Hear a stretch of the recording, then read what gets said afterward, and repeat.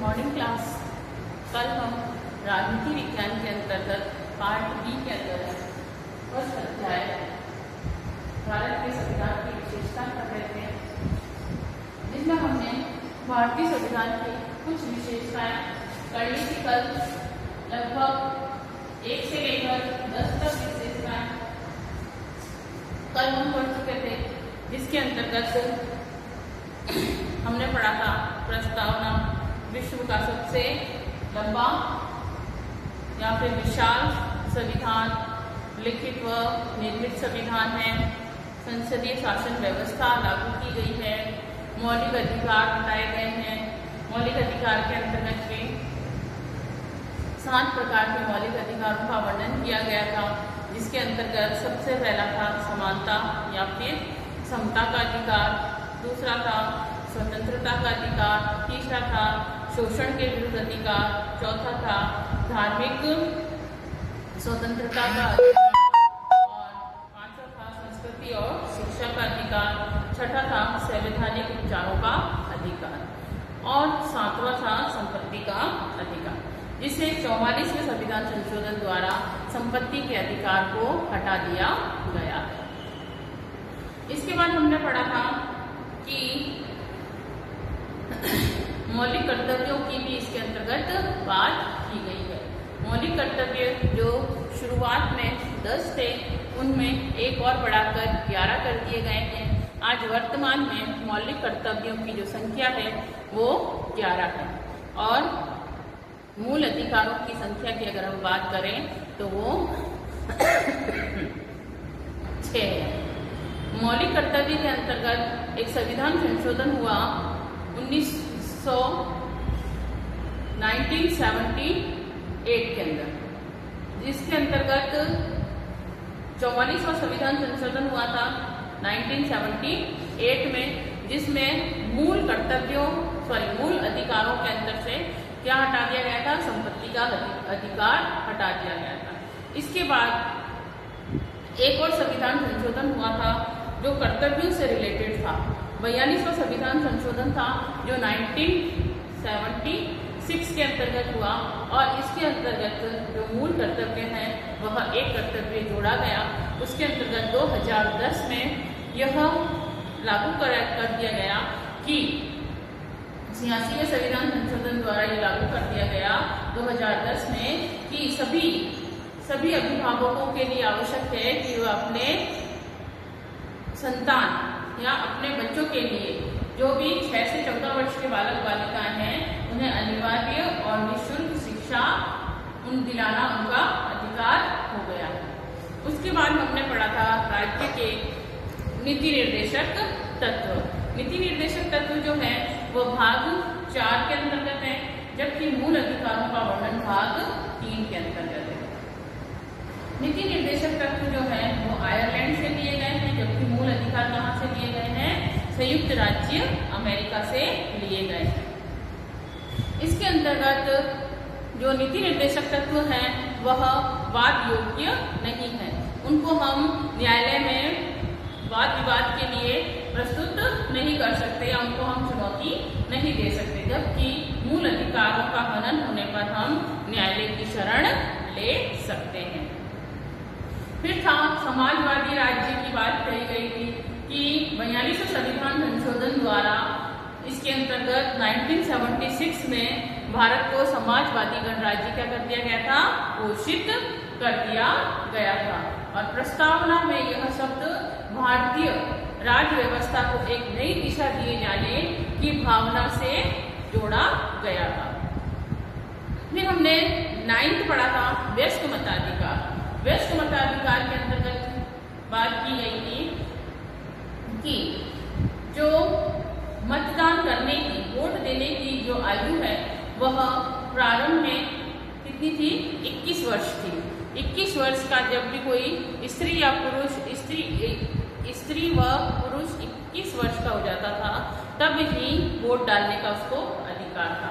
इसके अंतर्गत भी 61वां संविधान संशोधन किया गया, जिसके द्वारा इसकी आयु जो है, आयु सीमा घटाकर 18 वर्ष कर दी गई कि अब 18 वर्ष का पुरुष या स्त्री जो भी है 18 वर्ष की हो जाती है तो उसे व्यस्त मान लिया जाता है, बालिग मान लिया जाता है और वह वोट डालने का अधिकार उसके पास आ जाता है।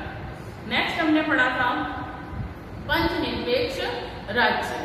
इसमें कहा गया था कि राज्य का कोई भी राजधर्म नहीं होगा। राज्य ने एक तटस्थ दृष्टिकोण को अपनाया था, किसी राज्य धर्म को नहीं माना और न ही किसी समुदाय विशेष ने धार्मिक विशेष को धार्मिक प्रशय दिया था। तो इसके अनुसार जो था, इसमें कहा गया था कि पंथनिरपेक्ष राज्य न तो धार्मिक है और न ही अधार्मिक, न तो धर्म का विरोधी है बल्कि धार्मिक कार्यों और सिद्धांतों से सर्वदा पृथक है। जो भी धार्मिक कार्य हैं उनसे बिल्कुल वह अलग है, धार्मिक मामलों में सदा तटस्थ है। हमेशा ही वह धार्मिक मामलों के अंतर्गत अगर कुछ बात होती है तो उसका पालन करने, प्रत्येक व्यक्ति को अपने धर्म चुनने और उसका पालन करने का अधिकार दिया गया है। तो ये हमने कल पढ़ लिया था पंथनिरपेक्ष राज्य तक। आज जो है हम नेक्स्ट पढ़ेंगे विलक्षण दस्तावेज। क्या कहा गया है? विलक्षण दस्तावेज। ये एक प्रकार से कैसा है भाई, एक दस्तावेज के रूप में है। तो इसके अंतर्गत देखिए, संविधान निर्माताओं की जब बुद्धिमत्ता व दूरदृष्टिता का प्रमाण माना जाता है, इसके अंतर्गत जो दस्तावेज बनाया गया है, जो लिखित रूप से लिखा गया है, इसके अंतर्गत क्या माना गया है कि इसको बनाने के लिए जो संविधान निर्माता थे उन्होंने अपनी बुद्धि और दूरदर्शिता का बहुत ज्यादा यूज किया है उसको, इसीलिए उसे दूरदृष्टिता का प्रमाण माना है कि उन्होंने क्या करा, उन्होंने संविधान में जनता द्वारा मान्य आधारभूत मूल्यों और सर्वोच्च आकांक्षाओं को स्थान दिया कि संविधान के अंतर्गत इस प्रकार के चीजों को लागू किया गया है जिससे जनता की जो मूल्य है, आधारभूत मूल्य और उनकी जो आकांक्षाएं हैं उनको ज्यादा से ज्यादा स्थान मिल सके। सामान्य जनता जो नागरिक हैं उन्हें पूर्ण रूप से अपने आगे बढ़ने के अवसर प्राप्त हो सके, इस प्रकार का इसके अंतर्गत समावेश किया गया है। हमारा संविधान एक विलक्षण दस्तावेज के रूप में है। दक्षिण अफ्रीका ने तो इसे क्या माना है, प्रतिमान के रूप में अपने देश का संविधान बनाने हेतु काम में लिया है। ये एक दस्तावेज के रूप में है, जबकि दक्षिण अफ्रीका क्या चाहता है, दक्षिण अफ्रीका इसे एक मॉडल के रूप में अपनाना चाहता है और मॉडल के रूप में अपनाकर उसे अपने देश के हित के लिए काम में लेना चाहता है। इसीलिए इसे क्या कहा गया है, विलक्षण दस्तावेज। नेक्स्ट जो है हमारा वह है एकात्मक व संघात्मक तत्वों का अद्भुत संयोग। देखिए इसके अंतर्गत एकात्मक, जिस देश के अंतर्गत सिर्फ एक ही सरकार की बात चलती हो, एक ही सरकार को सर्वोपरि माना जाता है, वह क्या कहलाता है, एकात्मक। जबकि हमारा देश भारत जो है वो कैसा है, एक संघात्मक राज्य है। यहाँ पर क्या है भाई, यहाँ केंद्र और राज्य जो है मिलकर कार्य करते हैं। तो देखिए भारत जो है वह एक संघात्मक राज्य है। संविधान के अंतर्गत संविधान में एक शब्द है संघ। कौन सा शब्द है, संघ। संविधान में एक शब्द का प्रयोग किया गया है संघ के स्थान पर। जो संघ है उसके स्थान पर किस शब्द का प्रयोग किया गया है, यूनियन ऑफ स्टेट। किसका प्रयोग किया गया है, यूनियन ऑफ स्टेट।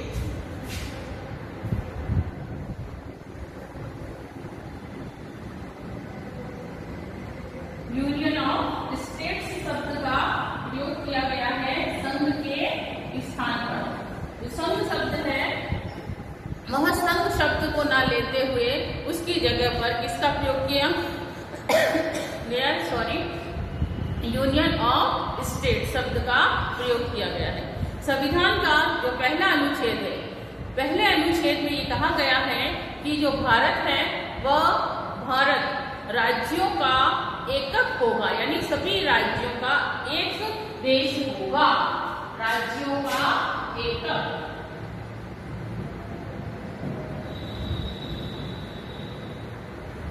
इसमें कहा गया है हमारे भारत के अंतर्गत कितने अनुच्छेदों का वर्णन है? संविधान के अंतर्गत 395 अनुच्छेदों का वर्णन है, जिसके अंतर्गत सबसे पहला अनुच्छेद है अनुच्छेद नंबर 1।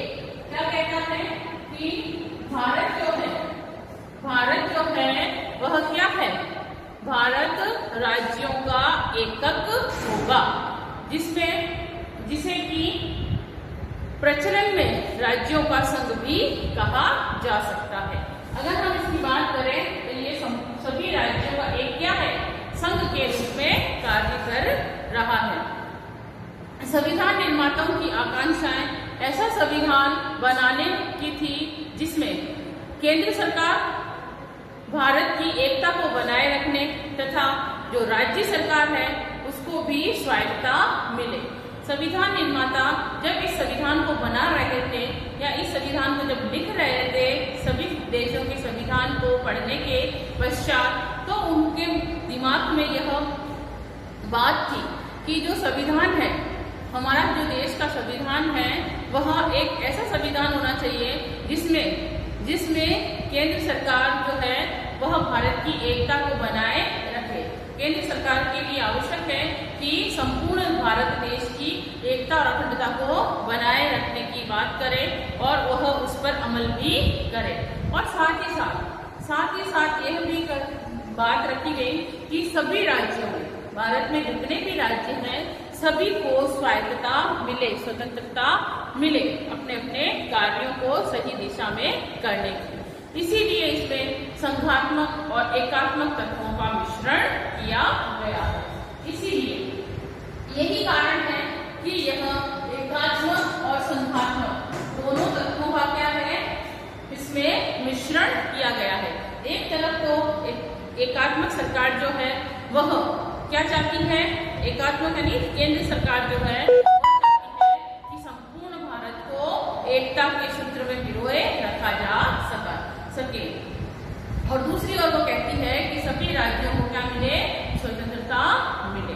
तो इसी के अंतर्गत संविधान के अनेक प्रावधान केंद्र और राज्यों की अपेक्षा शक्तिशाली बनाते हैं। संविधान के अंतर्गत ऐसे बहुत से प्रावधान किए गए हैं जो केंद्र और राज्यों को क्या बनाते हैं? शक्तिशाली बनाते हैं, उनको कार्य करने की पूर्ण रूप से स्वतंत्रता देते हैं।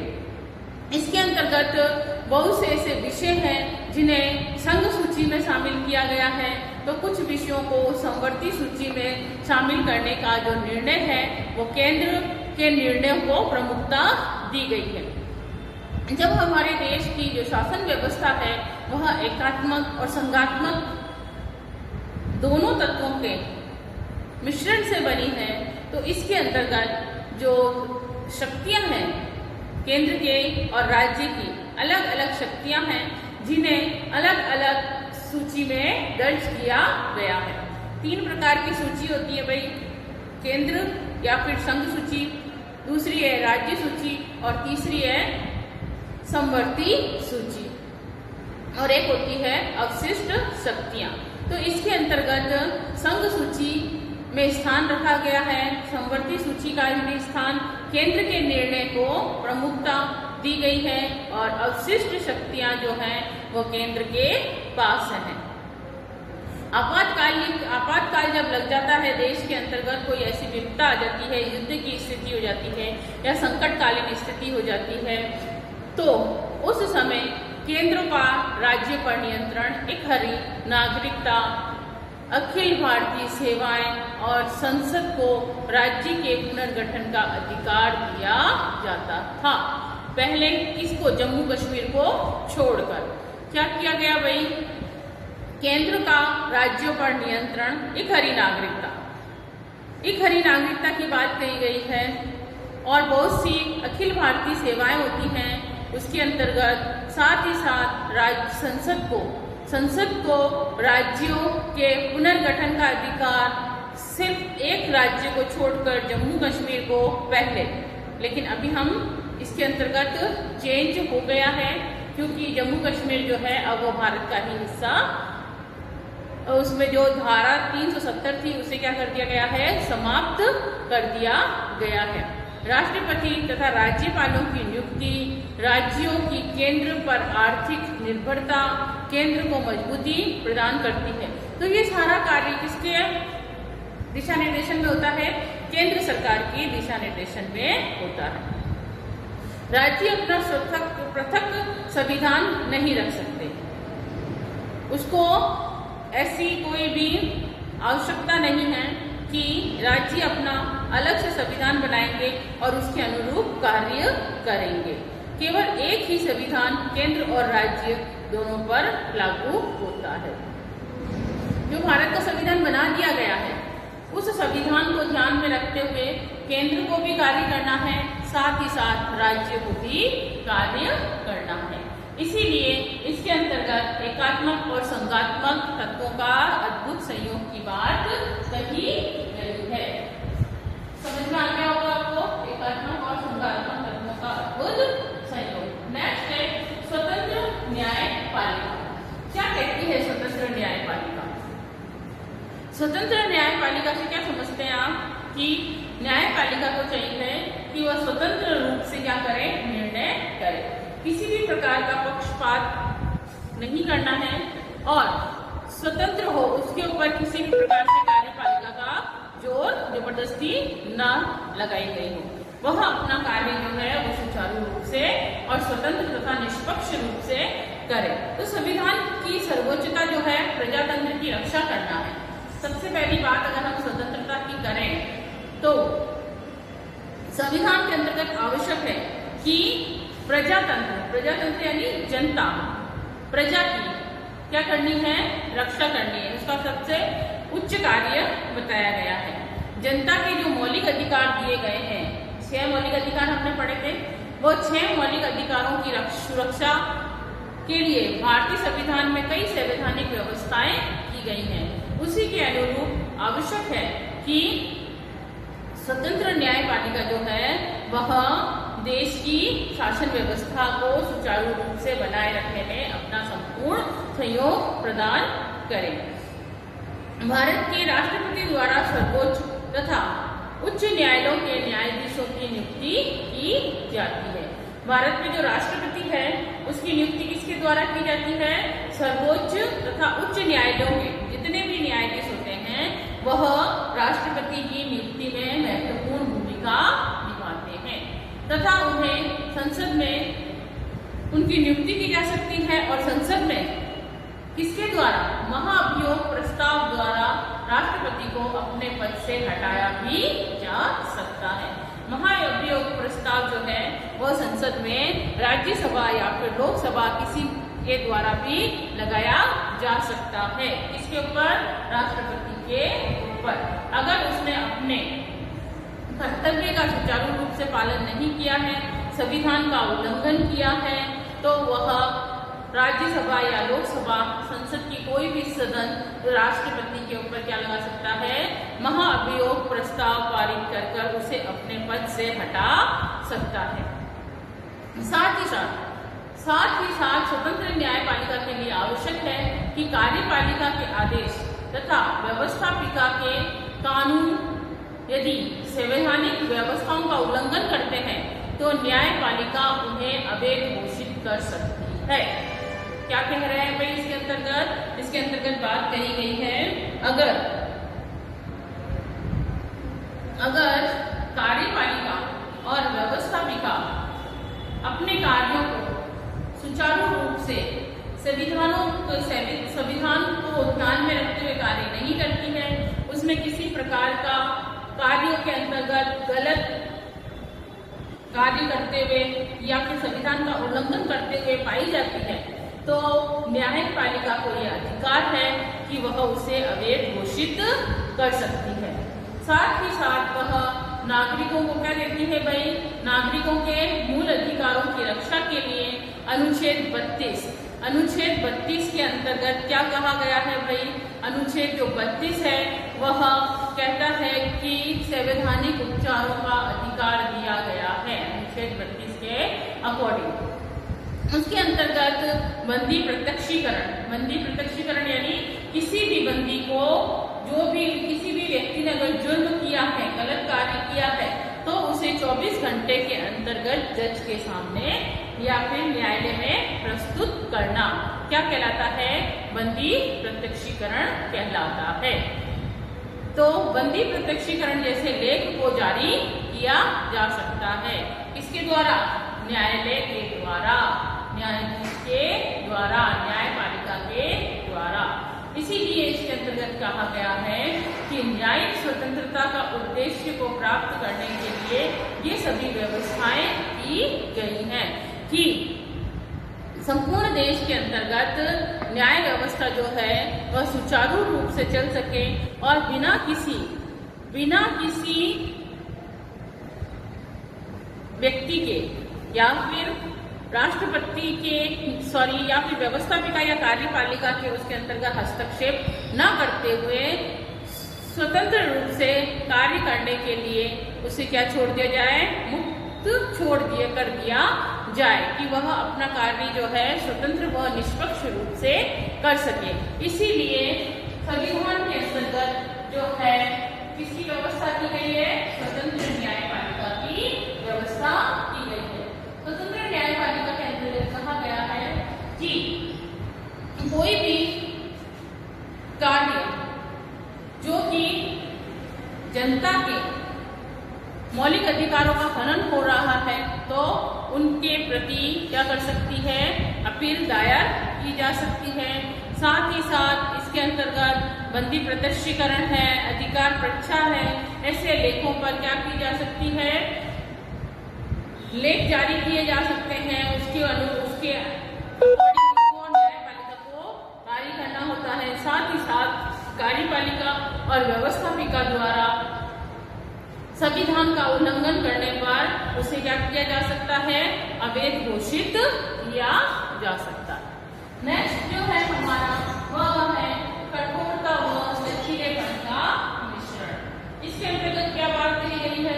इसमें कहा गया है कि भारत का जो संविधान है वह कठोरता और लचीलेपन दोनों का मिश्रण है। मतलब कि हमारा देश का जो संविधान है वह कठोर है।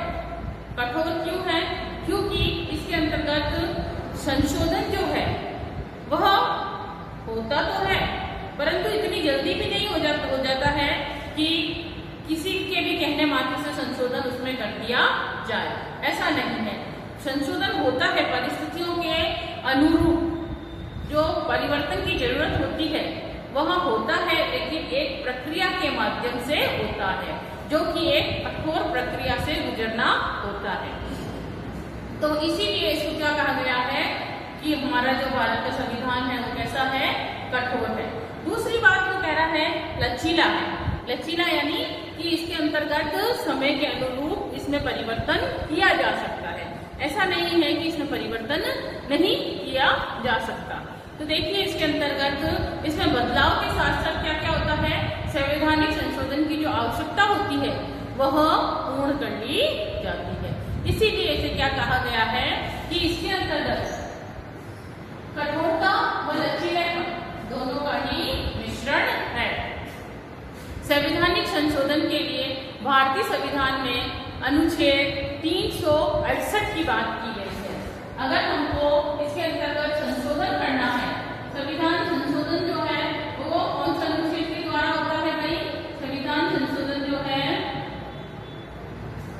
उसके लिए अनुच्छेद 368 के अंतर्गत बात कही गई है कि 368 की जो प्रक्रिया है उसको अपनाकर ही देश में संविधान संशोधन किया जा सकता है। संविधान संशोधन व्यवस्था जो है उसे कुछ भागों के संबंध में कठोर तो कुछ में लचीला रखा गया है। संविधान में कठोरता का समावेश जो है वो संयुक्त राज्य अमेरिका से और लचीलेपन का जो समावेश है वो कहां से लिया गया है? ब्रिटेन से लिया गया है। ये जो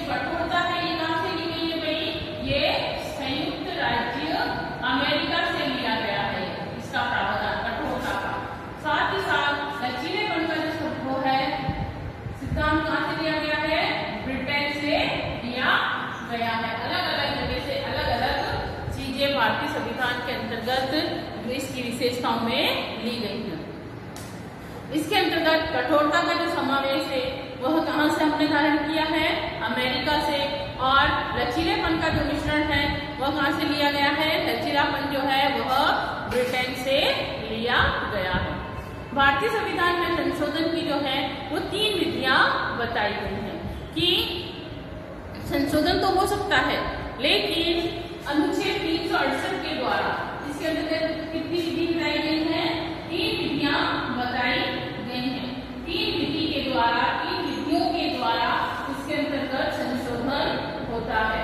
तो इसके अंतर्गत जो 3 विधियां हैं उसमें सबसे पहली विधि जो है वो बताई गई है कि संविधान के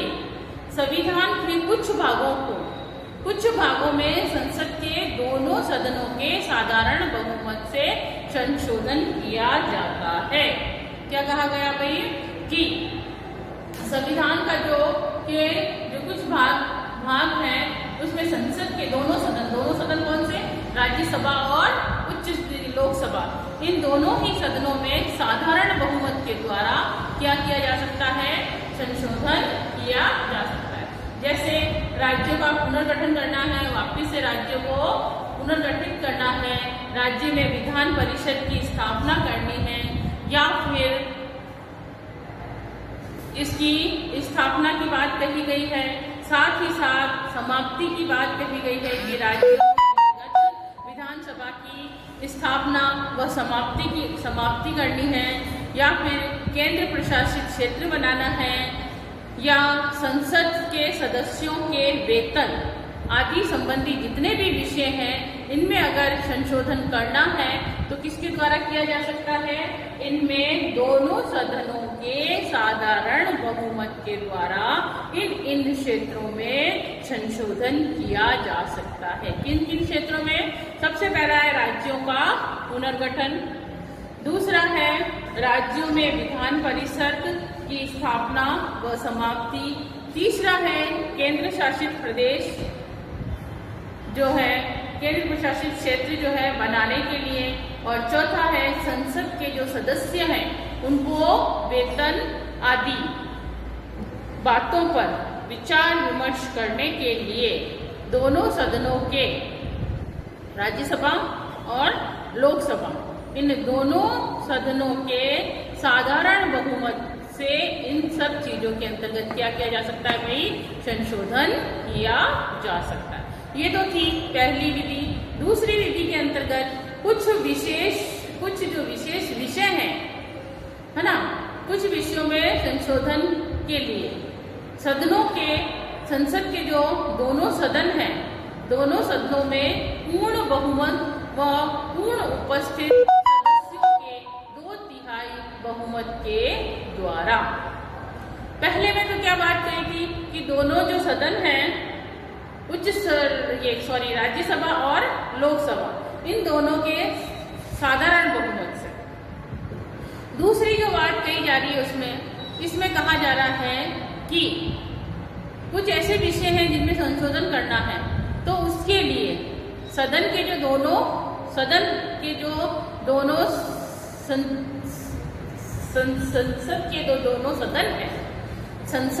दो सदन हैं, राज्यसभा और लोकसभा, इन दोनों ही सदनों में क्या होना चाहिए?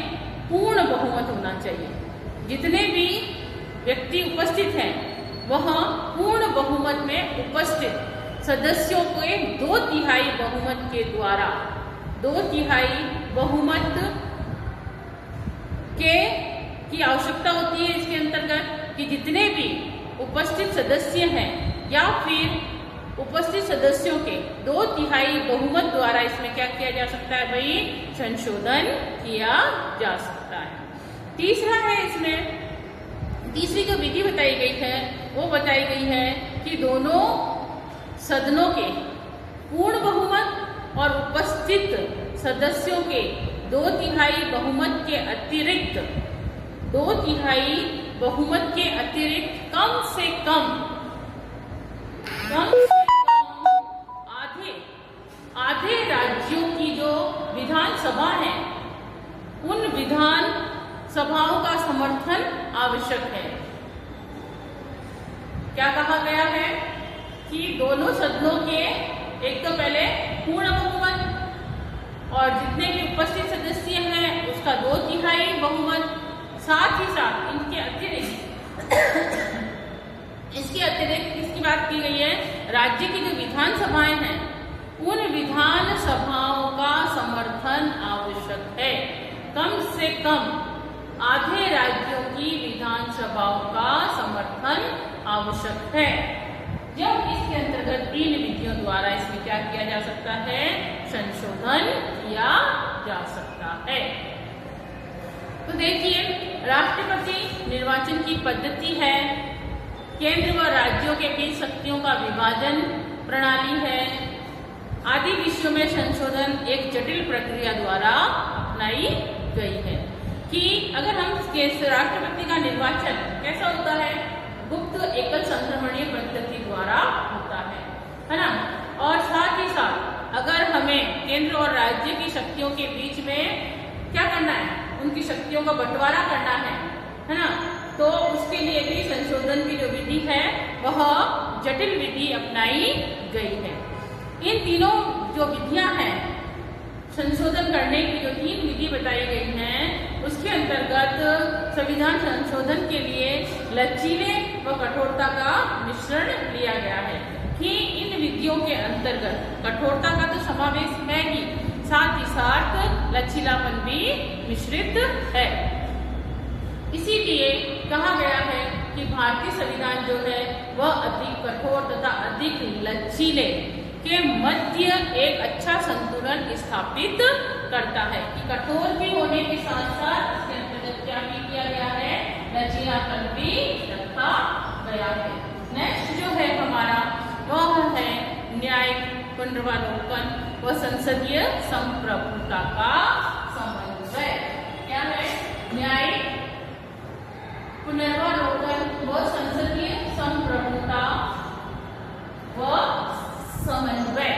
इसके अंतर्गत संप्रभुता का समन्वय भी रखा गया है।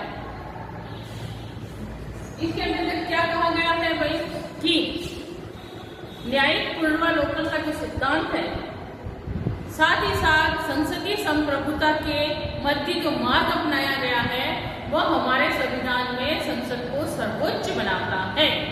कौन सा, कि न्यायिक प्रक्रिया को वापस से करना। न्यायिक पुनरावलोकन से तात्पर्य क्या है, जो न्यायिक प्रक्रिया की गई है, अगर किसी व्यक्ति को सही इंसाफ नहीं मिला है तो वह वापस से उच्च अदालत के अंतर्गत क्या कर सकता है, अपना केस लड़ सकता है, अपील कर सकता है। तो न्यायिक पुनरावलोकन का सिद्धांत है, वापस से इसके अंदर क्या किया जा सकता है, वापस से रिव्यू किया जा सकता है, जस्टिस के लिए वापस से रिव्यू किया जा सकता है। इस सिद्धांत के लिए जो मार्ग अपनाया गया है वह हमारे संविधान को क्या बनाता है, सर्वोच्च बनाता है। साथ ही उसको नियंत्रित करने के लिए सर्वोच्च न्यायालय को संविधान की व्याख्या करने का भी अधिकार प्रदान किया गया है। अगर किसी के अंतर्गत भी मतभेद हो जाता है किसी भी बात को लेकर, चाहे वो संसदीय क्यों न हो, तो उस कार्य को सुचारू रूप प्रदान करने के लिए संविधान में किसकी व्याख्या की गई है, कोर्ट की व्याख्या की गई है, न्यायिक व्यवस्था की व्याख्या की गई है। तो न्यायिक पुनरावलोकन की जो शक्ति है वह सर्वोच्च न्यायालय कार्यपालिका के उन आदेशों तथा संसद द्वारा तथा साथ ही साथ संसद द्वारा निर्मित विधि को अवैध घोषित कर सकता है जो संविधान की भावना के अनुरूप न हो। अगर कोई कार्य चाहे वो व्यवस्थापिका का हो चाहे कार्यपालिका का हो, अगर वह सुचारू रूप से संपन्न नहीं होता है, पूर्ण नहीं किया जाता है, तो उसके अंतर्गत उसको न्यायपालिका को पूर्ण क्या दिया गया है, अधिकार दिया गया है कि वह उससे क्या कर सकता है, अवैध घोषित कर सकता है। अगर वह संविधान का उल्लंघन करता हुआ पाया जाता है, व्यवस्थापिका हो या कार्यपालिका हो या राष्ट्रपति हो, अगर वह संविधान के कार्यों को सुचारू रूप से नहीं करते हैं तो उन्हें क्या किया जा सकता है, अवैध घोषित वह संवैधानिक कार्यों के अनुरूप नहीं होता है तो उसे महाभियोग प्रस्ताव के द्वारा क्या किया जा सकता है, उसे अपने पद से हटा दिया जा सकता है। नेक्स्ट है विश्व शांति का समर्थन। इसके अंतर्गत बात करी गई है कि जो देश है, हमारा जो भारत देश है, वह संपूर्ण विश्व में शांति का समर्थक है, कि शांति बनाए रखना चाहता है। वह किसी भी मामले में किसी से भी लड़ाई झगड़ा बैर नहीं लेना चाहता है। भारत का जो सिद्धांत है वो किसको अपनाता है? भारत का जो सिद्धांत है वो कहता है वसुदेव कुटुंबकम, संपूर्ण विश्व मेरा क्या है, एक परिवार है। तो वसुदेव कुटुंबकम के सिद्धांत को अपनाते हुए भारतीय संविधान के अंतर्गत किसकी बात कही गई है? विश्व शांति के समर्थन की बात कही गई है। नीति निर्देशक तत्वों के अनुच्छेद 51 के अनुसार राज्यों का यह कर्तव्य है कि वह अंतर्राष्ट्रीय शांति व सुरक्षा तथा राष्ट्रों के बीच न्यायपूर्ण व सम्मानजनक संबंधों की स्थापना करें। अगर हम नीति निर्देशक तत्वों की बात करें तो नीति निर्देशक तत्व का जो अनुच्छेद 51 है वो क्या कहता है कि राज्यों को यह कर्तव्य है, दिया गया है, राज्यों का ये कर्तव्य है कि वह अंतर्राष्ट्रीय शांति व सुरक्षा बनाए रखें और राष्ट्रों के बीच न्यायपूर्ण व सम्मानजनक संबंधों की स्थापना करें। साथ ही साथ भारत जो है वह न तो किसी देश की सीमा व आंतरिक मामलों में हस्तक्षेप करना चाहता है। भारत नहीं चाहता कि वह किसी अन्य देश की सीमा में जबरदस्ती घुसपैठ करे और वह संपूर्ण विश्व में किसी भी देश के आंतरिक मामलों में हस्तक्षेप नहीं करना चाहता है। वह हमेशा ही विश्व बंधु बनकर रहना चाहता है। वह न ही अपने देश में किसी के हस्तक्षेप को बर्दाश्त कर सकता। वह भारत अगर किसी देश को की सीमा में जाना नहीं चाहता तो जरूरी है कि वह भी कोई दूसरा देश अगर हमारी सीमा में आएगा तो हम बर्दाश्त नहीं करेंगे। भारत जो है बर्दाश्त नहीं करेगा। जैसा अभी लेटेस्ट आप लोग अगर टीवी न्यूज के अंदर देख रहे हैं तो चीन जो है जबरदस्ती हमारी सीमा में घुसने की कोशिश कर रहा है, जिसको रोकने के लिए लगातार प्रयास किए जा रहे हैं। साथ ही साथ भारत जो है पंचशील के सिद्धांतों को अपनाते हुए और गुटनिरपेक्षता की नीति को अपनाते हुए संपूर्ण विश्व में शांति के समर्थन की बात करता है। तो ये था हमारा विश्व शांति का समर्थक कि जो हमारा देश है, भारत देश जो है वो विश्व कुटुंबकम, वसुदेव कुटुंबकम की बात करता है। तो आज हम इतना ही पढ़ेंगे। विलक्षण दस्तावेज, एकात्मक व संघात्मक तत्वों का संयोग, स्वतंत्र न्यायपालिका, कठोरता व लचीलेपन का मिश्रण, साथ हमने पढ़ा इसके न्यायिक मंडलावलोकन व संसदीय समरूपता का समन्वय और लास्ट हमने पढ़ा विश्व शांति का समर्थन। इसके आगे की क्लास हम कल करेंगे। आशा करती हूँ आप लोगों को जो मैंने 11 से लेकर 16 तक विशेषताएं समझाई हैं वह आपको समझ में आई हैं।